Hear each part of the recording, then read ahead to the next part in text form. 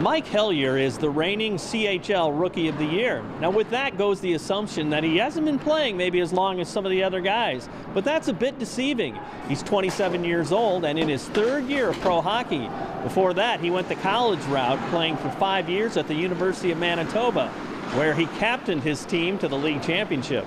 I was one of the oldest rookies in the league, I guess, last year. I was fortunate enough to get the opportunity to take care of my education after my junior days in Canada, and I took full advantage of that. And it was good for my my hockey development and my development as a person too, I think. So I'm really happy at my choice, to get my degree and kind of take care of myself after life after hockey. And I'm still actually in school a little bit. I'm on a leave of absence right now, but I'm trying to finish up my master's degree. So it's the time away from the rink is either reading articles or trying to get my thesis submitted here. So it's still busy, but not quite as busy as when you have 5 classes on the go and you're worried about practice and exam time. So it's nice to put the extra time and focus in hockey. You can spend extra time in the gym or extra time out on practice and really work on your skills. How big a deal is it to have a game plan in that regard, that this stuff's going to end someday?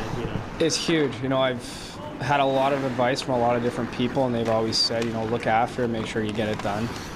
You never know what's going to happen. I was, unfortunate to have an injury at the end of last year and end my playoffs, the first shift of playoffs, and it kind of gives you that look back and say that at least I'm looked after. There's a lot of guys here that I've played with that haven't gone the school route, and after hockey they're kind of scrambling a little bit, but it's just that safety net where someday it's going to come to an end, hopefully not anytime soon, but at least that you have something to fall back on. He's quick, he's smart, he makes good passes, makes good plays defensively, he knows where to go, but I think his character takes him a long ways where he knows what he has to do, where his positioning is, and how he has to do it. And I know that when he does make mistakes, I don't usually have to tell him because he knows exactly the mistakes when he comes off the ice, and I just walk away from him because he's that type of player. He's a perfectionist, and I'm a perfectionist coach.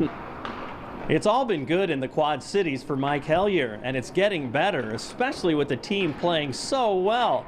He says he's thrilled to be part of the hockey resurgence here, and he says all that is coming from playing the game right and treating fans right. I think you just have to treat everyone as family. I think you treat people the way you'd want to be treated in their situation, and I think that comes a long way with growing an organization. They stood by this organization through thick and thin the last 2 years. It was ugly with the past ownerships, and the fans stuck with it, and they're very loyal. And it's nice to see, even the guys that come in this year recognize it. That how good of a fan base we have when we're on the road, and you see what other teams are dealing with, and then you come and you play at the IY here, and it's bumping. So it's nice that when you're around town and you see someone that knows you, to say hi and just treat them like you're at the supper table.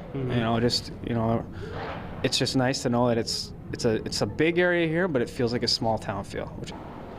I hope you can check out our website for more stories on local coaches and athletes, and for more information on Fellowship of Christian Athletes. Just log on to www.illowafca.org.